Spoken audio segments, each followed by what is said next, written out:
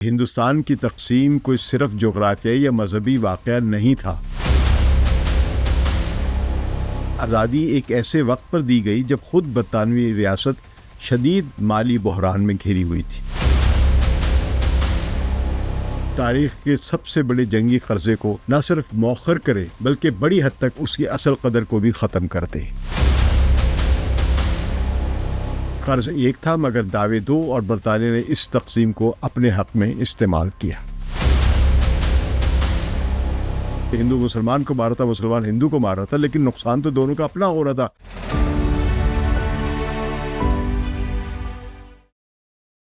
ثقلین امام کا سلام قبول کیجیے۔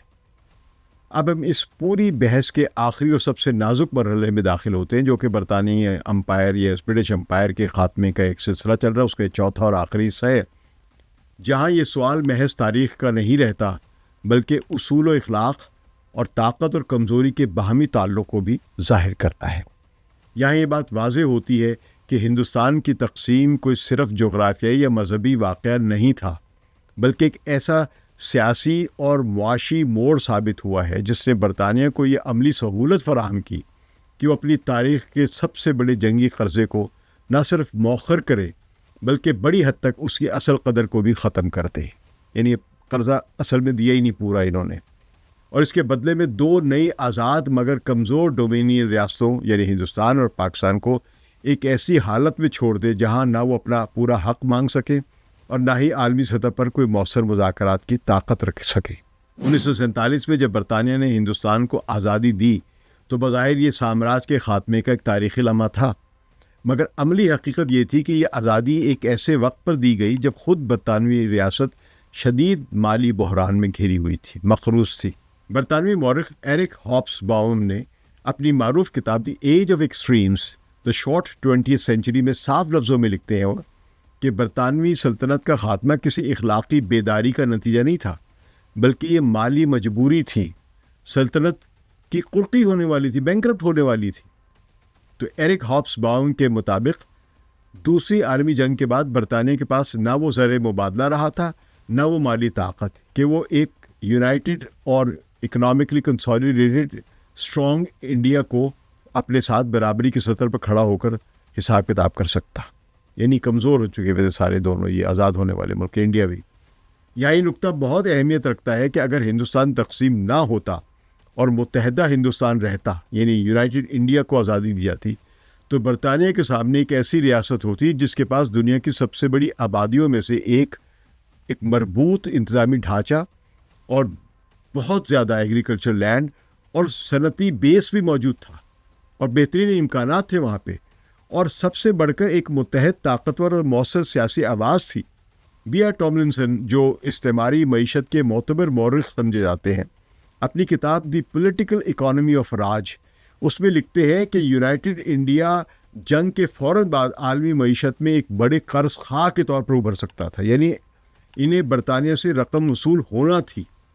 ان کے مطابق ہندوستان کے سٹرلنگ بیلنسز کی مالیت اتنی زیادہ تھی کہ وہ برطانیہ پر مالی دباؤ ڈالنے کے ساتھ ساتھ بین الاقوامی مالیاتی اداروں میں بھی اس کے لیے مشکلات پیدا کر سکتا تھا۔ یعنی برطانیہ کے خلاف اپنا کیس جو تھا یہ یونائٹڈ انڈیا کسی بھی عالمی فورم پر لے جا سکتا تھا اور برطانیہ پر پابندی عائد کروا سکتا تھا، کیونکہ نیا نظام بن رہا تھا اور نظام چلانے کے لیے ان کو اصولوں پر رکھنا پڑ رہا تھا، بلکہ خود بریٹن ووڈ میں جا کے وہ یہ اپنا کیس پیش کر سکتا تھا، اقوام متحدہ میں اٹھا سکتا تھا۔ مگر برطانیہ نے 1947 میں ہندوستان کو آزادی دی تو اس کے ساتھ ہی ایک بہت بڑا اور پیچیدہ مالی مسئلہ بھی چھوڑ دیا جس کا تعلق دوسری عالمی جنگ سے تھا۔ جنگ کے دوران ہندوستان نے برطانیہ اور اس کے اتحادیوں کی بہت مدد کی تھی۔ اس مدد میں فوجی خدمات تھی، 25 لاکھ فوجی گئے تھے لڑنے کے لیے، ان کے لیے خوراک مہیا کی تھی، کپاس، کپڑے اور تمام مصنوعات اس قسم کی جو انڈیا بنا سکتا تھا وہ مہیا کی تھی، اور دوسرا سامان بھی مہیا کیا تھا۔ برطانیہ نے اس ساری فراہمی کی فوری ادائیگی نہیں کی تھی بلکہ اس کا حساب اپنے پاس جمع کر لیا تھا، ایک کھاتے پہ درج کر لیا گیا تھا، تو یہ جمع شدہ رقم ہی سٹرلنگ بیلنس کہلائی۔ برطانوی پارلیمان کے ریکارڈ کے مطابق 14 اگست 1947 تک یہ رقم تقریباً 1160 ملین پاؤنڈ تک پہنچ چکی تھی۔ تو اس کا مطلب یہ تھا کہ ہندوستان برطانیہ کا سب سے بڑا قرض خواہ ملک بن چکا تھا۔ یعنی برطانیہ کو سب سے زیادہ رقم ہندوستان کو واپس کرنی تھی، تاہم ہندوستان واحد ملک نہیں تھا جس کے ساتھ یہ معاملہ تھا۔ مصر کا بھی تقریباً 45 کروڑ پاؤنڈ کا قرض جمع تھا جو برطانیہ نے ان کو ادا کرنا تھا۔ دلچسپ بات یہ ہے کہ برطانیہ نے ہر ملک کے ساتھ اس قرض کو واپس کرنے کا یا تصفیہ کرنے کا انداز الگ الگ رکھا۔ آسٹریلیا اور نیوزی لینڈ جیسے ڈومینین ممالک نے تو برطانیہ کے ساتھ دوستی کے ساتھ چلتے ہوئے اپنے کچھ سے معافی کر دی، کیونکہ دونوں طرف انہی کے لوگ بیٹھے ہوئے تھے، کیونکہ یہ رقم کم تھی اور بہت جس کو نہ ملنے کی صورت میں ان کو نقصان نہیں تھا۔ جیسے آسٹریلیا نے 20 ملین اور نیوزی لینڈ نے 10 ملین پاؤنڈز معاف کر دیے۔ ارجنٹینا کے سمجھے کہ ساتھ جو معاہدہ تھا وہ اپنی رقم 4 سال میں سالانہ 5 ملین پاؤنڈ کے حساب سے اس کو واپس لے لیا اس نے۔ کچھ یورپی ممالک کے ساتھ جلدی معاہدے طے پا گئے، لیکن سب کو قرضہ ادا کیا گیا۔ تو اس تقابل سے 2 باتیں واضح ہوتی ہیں۔ پہلی یہ کہ ہندوستان کا قرض اس وقت کا سب سے بڑا قرضہ تھا جو برطانیہ نے ادا کرنا تھا، اس لیے یہ معاملہ برطانیہ کے لیے سب سے پیچیدہ تھا۔ دوسری بات یہ تھی کہ برطانیہ نے اپنی طاقت کے بل پر اور سفارتی تعلقات کو دیکھتے ہوئے ہر ملک کے ساتھ مختلف سلوک کیا۔ ہندوستان کے پاس اتنی بڑی رقم کا حق ہونے کے باوجود بھی جب آزادی ملی تو وہ سیاسی طور پر تقسیم ہو چکا تھا اور کمزور پوزیشن میں تھا، اس لیے وہ برطانیہ سے اپنے حق کے مطابق سخت مذاکرات نہیں کر سکا۔ نتیجہ یہ نکلا کہ تقسیم کے بعد ہندوستان اور پاکستان کو یہ رقم مکمل اور بہتر شرائط پر نہ ملی۔ زیادہ تر رقم اس طرح ملی جس کے استعمال پر پابندیاں تھیں، یا پھر پاؤنڈ کی قدر کم ہونے سے، اس کی ڈی ویلیو ہونے کی وجہ سے اس کی حقیقی قیمت گھٹ گئی تھی۔ اس طرح ایک تاریخی موقع جس سے نئی آزاد دونوں ممالک جو تھے اپنی معیشت مضبوط بنا سکتے تھے وہ ہاتھ سے نکل گیا۔ تو اس پر آگے چل کر ہم مزید بات کرتے ہیں۔ آزادی کے بعد طے پانے والے معاہدوں کے مطابق اس کل رقم میں پاکستان کو بھی اپنا حصہ ملا۔ 1949 تک پاکستان کے پاس اسٹرلنگ بیلنس کے طور پر تقریباً 120 ملین پاؤنڈ موجود تھے، لیکن یہ رقم مکمل طور پر آزادانہ استعمال کے لیے نہیں تھی۔ اسے 2 حصوں میں تقسیم کر دیا گیا تھا۔ پہلا حصہ جسے نمبر 1 اکاؤنٹ کہا جاتا تھا، یہ فوری ضروریات کے لیے استعمال ہو سکتا تھا، جبکہ دوسرا حصہ یعنی نمبر 2 اکاؤنٹ یہ جو تھا یا تو بلاکڈ اکاؤنٹ تھا، یعنی محدود شرائط پر ہی استعمال میں لایا جا سکتا تھا، یا آپ صرف اگر خریدیں گے استعمال بھی کریں گے تو برطانیہ کی ہی مصنوعات لیں گے۔ تو آزادی کے فوری بعد دونوں ممالک ہندوستان اور پاکستان کو اپنی معیشتوں کو سنبھالنے کے لیے بہت زیادہ وسائل کی ضرورت تھی۔ انہوں نے اپنے بیرونی تجارتی خسارے کو پورا کرنے کے لیے انہی اسٹرلنگ بیلنسز پر انحصار کیا ہوا تھا۔ اقوام متحدہ کی 1949 اور 50 کی عالمی معاشی رپورٹ کے مطابق ہندوستان، پاکستان اور سیلون یعنی سری لنکا جس کو ہم آج کہتے ہیں، اس نے مل کر اپنے بیلنسز میں سے تقریباً 340 ملین پاؤنڈز تک استعمال کیے۔ لیکن پھر 1949 میں ایک بڑا دھچکا لگا جب برطانیہ نے پاؤنڈز کی قدر میں نمایاں کمی کی، ڈی ویلیویشن کی۔ تو اس ڈی ویلیویشن کا مطلب یہ تھا کہ دونوں ممالک کے پاس موجود رقم کی حقیقی خریداری کی طاقت یا قوت خرید ایک دم سے 30% تک کم ہو گئی، گھٹ گئی۔ تو ریزرو بینک آف انڈیا کی تاریخ میں درج ہے کہ 1949 کے آخر تک ہندوستان کے پاس صرف 621 ملین پاؤنڈز کے برابر کے بیرونی ذخائر موجود تھے، جو اصل وعدہ کردہ رقم کا بہت ہی کم حصہ تھا۔ یہاں ایک دلچسپ موازنہ کرنا ضروری ہے۔ جنگ کے دوران کینیڈا نے بھی برطانیہ کو تقریباً 607 ملین پاؤنڈز کا قرض دیا تھا۔ برطانیہ نے کینیڈا کے اس قرض کی پوری ادائیگی کر دی اور سود سمیت آخری قسط 2006 میں آ کے ادا کی تھی۔ اس کے برعکس ہندوستان کے ساتھ جو معاملہ ہوا وہ مختلف تھا۔ اب ہم ایک اہم سوال کر سکتے ہیں، کیا ہوتا، فرض کیجئے کہ اگر متحدہ ہندوستان تقسیم کے بغیر اس پوری 1160 ملین پاؤنڈز کی رقم کو ایک مضبوط اور مربوط ریاست کے طور پر استعمال کرتا۔ ماہر معاشیات مارسیلو ڈی پائیو ابریو جیسے محققین نے اشارہ کیا ہے کہ اس کے 2 بڑے فائدے ہو سکتے تھے۔ پہلا فائدہ یہ کہ ملک کے پاس بیرونی ذخائر کا بہت بڑا ذخیرہ ہوتا، جس سے وہ ترقی کے لیے درکار جدید مشینری، ٹیکنالوجی اور دیگر سرمایہ کاری میں استعمال کر سکتا تھا۔ اور دوسرا فائدہ یہ ہوتا کہ اس سے ملک کا صنعتی ڈھانچہ اور گہری مضبوط تعمیر ہو سکتی تھی۔ ایک مضبوط مرکزی بینک اور مضبوط منصوبہ بندی کے تحت یہ سرمایہ ترقیاتی منصوبوں میں لگایا جا سکتا تھا، لیکن اس تقسیم کی حقیقت نے اس امکانی جو طاقت تھی دونوں حصوں میں بانٹ دیا اور دونوں ریاستیں اپنی اپنی مالی مشکلات میں الجھ گئیں۔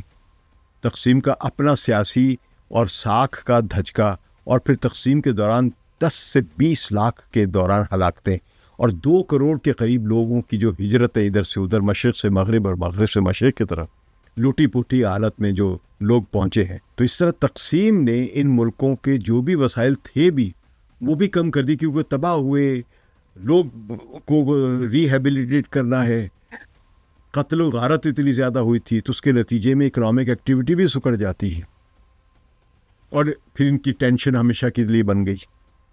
اور دونوں نوزائیدہ مملکتوں کے وجود میں آتے ہی انہیں اپنی بنیادی ضروریات پوری کرنے کے لیے ہی یہ رقم جتنی بھی مل سکی اس پر خرچ کرنی پڑی، یعنی بجائے اس کی وہ اپنی اکنامک ڈیولپمنٹ کرتے، جہاں پہ ان کو آزادی ملی تھی جس نقطے سے اس سے آگے بڑھتے، وہ اس نام نہاد آزادی یا اس تقسیم کے نتیجے میں جو ایک دوسرے کی تباہی کی ان دونوں نے مل کے، یا اپنی ہی تباہی کی ان دونوں نے مل کے، اپنے اپنے ملکوں کی، اپنے اپنے عوام کی، بظاہر وہ دوسرے کو مار رہے تھے، ہندو مسلمان کو مار رہا تھا، مسلمان ہندو کو مار رہا تھا، لیکن نقصان تو دونوں کا اپنا ہو رہا تھا، اکنامک انفراسٹرکچر ان کا اپنا تباہ ہو رہا تھا۔ تو وہ رقم جس سے یہ اپنی تعمیر کرتے وہ ان کی ریہیبلیٹیشن میں خرچ ہوئی ہے، جس کی وجہ سے طویل مدتی ترقیاتی سرمایہ کاری کے لیے فنڈز کم رہ گئے، جیسا کہ اقوام متحدہ کی رپورٹس میں درج ہے کہ رقم کا زیادہ تر حصہ درآمدی خسارے پورے کرنے پہ چلا گیا، نہ کہ مستقبل کی تعمیر کی بنیاد رکھنے میں۔ تو تقسیم نے اس پورے امکان کو آغاز ہی میں ختم کر دیا۔ آزادی کے ساتھ ہی ہندوستان اور پاکستان 2 الگ الگ ریاستیں بن گئی، اور دونوں کو بیک وقت ایسے وجودی بحرانوں کا سامنا کرنا پڑا جنہوں نے ان کی تمام تر توانائیاں جو تھی وہ اندرونی مسائل میں جھونک دی۔ ایک تو تقسیم، اس کے نتائج، مہاجروں کو آباد کری، اور پھر جو کمیونل ہلاکتیں ہوئی ہیں، اور نوآبادیاتی نظام سے نکل کر نئے ریاستی چیلنجوں کی اور ادارے بنانے کی اور یہ ساری تشکیل کے جو چیلنجز درپیش ہوتے ان میں دونوں پھنس گئے، بجائے اس کے کہ کنٹینیوٹی رہتی۔ پاکستان کی حالت اس سے بھی زیادہ نازک تھی، وہاں نہ مکمل مالیاتی نظام موجود تھا اس وقت، نہ مرکزی بینک ابھی فعال ہوا تھا، اور نہ ہی کوئی مضبوط صنعتی بنیاد تھی۔ تو ڈاکٹر عائشہ جلال اپنی کتاب the state of martial rule میں لکھتی ہیں کہ پاکستان ایک ایسی ریاست کے طور پہ وجود میں آیا جسے ابتدا ہی سے بقا کی جنگ لڑنا پڑی، اور یہی کمزوری اس کی معاشی اور سفارتی پوزیشن پر بھی اثر انداز ہوئی۔ اور اسی دوران جب کشمیر کی تقسیم کا مسئلہ تک کشمیر کے جوائن کرنے کا مسئلہ آتا ہے تو پاکستان تو دعویٰ کرتا ہے اور وہ ایک لحاظ سے وہ قبضہ بھی کر سکتا تھا، لیکن اس وقت جو برطانیہ کی حکومت کے نمائندے تھے، مثلا لارڈ ماؤنٹ بیٹن جو انڈیا میں گورنر جنرل تھے، انہوں نے برٹش آرمی جو دونوں میں تقسیم ہوئی تھی انڈیا اور پاکستان میں، اس میں پاکستان کے حصے میں آنے والی آرمی کو تو منع کر دیا کہ وہ کشمیر میں مداخلت نہیں کرے گی، لیکن انڈیا کی پوزیشن کو بہتر کرنے کے لیے انہوں نے برٹش رائل ایئر فورس جو تھی اس کا بھی استعمال کی اجازت دی، جس کے نتیجے میں انڈیا نے کشمیر کے اس حصے پر قبضہ کر لیا جہاں پر آج تک اس کا قبضہ ہے۔ تو ایک لحاظ سے برٹن نے یہ بھی ایک نقصان پہنچایا پاکستان کو، اور ایک ایسی جنگ کی ابتدا یا جڑ ڈال دی جو آج تک دونوں کے وسائل کھا رہی ہے۔ یہی وہ نقطہ تھا جسے برطانیہ نے پوری طرح سمجھا اور عملاً استعمال کیا۔ برطانیہ میں امریکی سفارت خانے کی 1950 کی خفیہ رپورٹ، جس کا حوالہ بعد میں امریکی آرکائیوز میں سامنے آتا ہے، وہ صاف طور پر کہتی ہے کہ ہندوستان اور پاکستان جیسے ممالک کی سیاسی اور معاشی حالت ایسی نہیں تھی کہ وہ برطانیہ پر سنجیدہ دباؤ ڈال سکے۔ رپورٹ کے مطابق کشمیر کی جنگ، مہاجرین کا بحران اور تقسیم کے بعد کی بے یقینی نے دونوں ریاستوں کی سفارتی ترجیحات بدل دی، اور مالی معاملات پس منظر میں چلے گئے تھے جو انہیں برطانیہ سے لینے تھے، چاہے وہ کتنے ہی بڑے کیوں نہ ہوں۔ یہ خفیہ رپورٹ دراصل ایک سفارتی میمو تھا جو اس امکان پر بحث کرتا ہے کہ امریکہ ہندوستان اور پاکستان کے برطانیہ میں پھنسے ہوئے قرضوں سے کس طرح فائدہ اٹھا سکتا ہے یا کیوں نہیں اٹھا سکتا ہے۔ یعنی اس بحث میں بھی، اس میمو میں یہ نہیں تھا کہ پاکستان اور انڈیا کی مدد کس طرح کی جائے، بلکہ یہ تھا کہ اگر پاکستان اور انڈیا یہ پیسے نکلوا لے برطانیہ سے تو اس سے امریکہ کس طرح فائدہ اٹھا سکتا ہے۔ تو یہ اس پر بحث تھی۔ تو 1948 میں اس وقت کے ایک جو سامراجی ذہنیت والے برطانوی وزیر تھے سر اسٹیفرڈ کرپس، انہوں نے پارلیمان میں اسٹرلنگ بیلنسز کے بارے میں جو بیان دیا وہ اس طاقت کے عدم توازن کی عملی مثال تھا۔ یہ وہی سر اسٹیفرڈ کرپس ہیں جو دوسری عالمی جنگ کے دوران مارچ 1942 میں ایک خاص سیاسی مشن پر ہندوستان آئے تھے، تو تاریخ میں سے کرپس مشن کے نام سے جانا جاتا ہے. میرے بہت سارے دوست ہیں جنہوں نے یہ پورے تاریخ پڑھی ہوئی پاکستان کی. ان کے اس بیان میں ان جمع شدہ رقوم میں سے کٹوتیوں کا بھی ذکر تھا. اس معاملے کو طے کرنے کا انداز ایک آزاد ریاستوں کے ساتھ باہمی معاہدے سے زیادہ برطانیہ کی جانب سے ایک یک طرفہ انتظامی فیصلے جیسا لگتا تھا، جیسا کہ ہندوستان اور پاکستان 1942 کی طرح اب بھی برٹش کالونیز تھے. اب تو یہ ملک آزاد تھے تو ان سے نیگوسیشنز کر کے یہ معاہدہ کرنا چاہیے تھا، لیکن ان سے نیگوسیشن نہیں کی. سر اسٹیفرڈ کرپس نے اسے مختصر مدتی انتظام قرار دیا اور کہا کہ یہ حتمی تصفیے کو متاثر نہیں کرے گا. یعنی برطانوی پارلیمانی ریکارڈ کے مطابق سر اسٹیفرڈ کرپس نے ہندوستان اور پاکستان کے واجب الادا رقوم میں کٹوتیوں کا اعلان ایسے انداز میں کیا جیسے یہ کسی آزاد ریاست کے ساتھ طے پانے والا معاہدہ نہیں بلکہ کالونی کا انتظامی فیصلہ ہو. تو اگر ہندوستان متحد ہوتا تو ایسا اعلان ممکن نہیں تھا. ایک متحدہ ہندوستان اس مسئلے کو برطانوی پارلیمان تک محدود نہ رکھتا بلکہ اقوام متحدہ بین الاقوامی مالیاتی فنڈ میں لے کر جا سکتا تھا اور عالمی رائے عامہ کو متحرک کر سکتا تھا. جس وقت کرپس نے ہندوستان اور پاکستان کی انتہائی ضرورت والی رقم دبانے کا اعلان کیا اس وقت گاندھی کو ہلاک کیا جاتا ہے اور جناح زیارت میں محصور ہوتے ہیں. معروف معاشی مورخ ایڈم ٹوز اپنی کتاب the deluge the great war and remaking of global order اس میں لکھتے ہیں کہ جنگ کے بعد عالمی مالی نظام میں اصل طاقت ان ریاستوں کے پاس تھی جو اجتماعی طور پر بات کر سکتی تھیں. ان کے مطابق تقسیم شدہ اور داخلی بحرانوں میں گھری ہوئی ریاستیں ہمیشہ کمزور مذاکراتی پوزیشن میں رہتی ہیں، خاص طور پر جب وہ ایک ہی قرض کے مختلف حصوں کی دعوے دار ہوں. ہندوستان اور پاکستان بالکل اسی صورتحال کا شکار تھے. قرض ایک تھا مگر دعوے دو اور برطانیہ نے اس تقسیم کو اپنے حق میں استعمال کیا. تو نائل فرگوسن نے اپنی کتاب empire how Britain made the modern world میں لکھتے ہیں کہ برطانیہ ہمیشہ وہاں نرمی دکھاتا ہے جہاں سے اس کے بدلے میں اسٹریٹجک یا سیاسی فائدہ نظر آتا تھا. ہندوستان اور پاکستان کے معاملے میں برطانیہ کو ایسا کوئی فوری خطرہ محسوس نہیں ہوا کہ یہ مقابلہ کر سکیں گے برطانیہ کا. تقسیم نے دونوں ریاستوں کو کمزور کر دیا اور ایک دوسرے کے مد مقابل کھڑا کر دیا، اور کشمیر کی جنگ نے ان کی توجہ ان کے وسائل اور اندرونی اور علاقائی تنازعات میں الجھا دیا. اس صورتحال میں برطانیہ یہ بخوبی جانتا تھا کہ وہ نہ صرف مکمل ادائیگی سے بچ سکتا ہے بلکہ یہ بھی کہ اس فیصلے پر کوئی متحد اور مضبوط رد عمل سامنے نہیں آئے گا ان دونوں ملکوں کی طرف سے. اگر تقسیم نہ ہوتی منظرنامہ بالکل مختلف ہو سکتا تھا. ایک متحدہ ہندوستان جس پر برطانیہ کا تقریباً 1.25 ارب پاؤنڈ واجب الادا تھا نو آبادیاتی تاریخ کا سب سے بڑا قرض خواہ بن جاتا ہے. امریکی ماہر معاشیات جان کینتھ گیلبریتھ اپنی کتاب دا گریٹ کریش اور بعد کی تحریروں میں بار بار اس بات پر زور دیتے ہیں کہ قرض خواہ کی اصل طاقت رقم میں نہیں بلکہ اس کی اجتماعی حیثیت میں ہوتی ہے. متحدہ ہندوستان اس اجتماعی طاقت کی ایک نمایاں مثال بن سکتا تھا. اس کے برعکس تقسیم نے اس طاقت کو ٹکڑوں میں بانٹ دیا. پاکستان کے حصے میں آنے والی رقم نسبتاً کم تھی مگر اس کی ضروریات کہیں زیادہ تھیں. ہندوستان کے پاس نسبتاً زیادہ وسائل تھے مگر اس کے مسائل بھی وسیع تھے. دونوں ممالک نے بالآخر وہی کیا جو کمزور ریاستیں کرتی ہیں. انہوں نے نامکمل شرائط قبول کی اور بلاک شدہ یعنی جو بلاک رقم تھی اس پر گزارا کیا اور اپنی ترقی کو محدود وسائل کے ساتھ آگے بڑھنے کی یا آگے بڑھانے کی کوشش کی. یہاں سونے کی قیمت ایک مثال ہے. یہ میں نے اس پر ایک تھوڑا سا موازنہ کرنے کے لیے خود اس کا ایک اس زمانے کی قیمتیں اور آج کے زمانے کی قیمتیں رکھ کے یہ ایک میں نے موازنہ کیا ہے. تو یہاں سونے کی قیمت کی مثال اس رقم کی قوت خرید سمجھانے کے لیے پیش کی جا سکتی ہے. اگر 1948 میں اسٹرلنگ بیلنس کی پوری رقم جو تقریباً 5.04 بلین ڈالرز کے قریب بنتی تھی اگر سونے میں لگائی جاتی یعنی اس سے سونا خرید لیا جاتا تو اس سے تقریباً 144 ملین اونس سونا خریدا جا سکتا تھا. کیونکہ سونے کی قیمت 1948 میں $35 فی اونس سے بڑھ کر دسمبر 2025 میں $4,000 فی اونس سے زیادہ ہو چکی تھی. تو قیمت میں تقریباً 114 گنا اضافہ ہوا.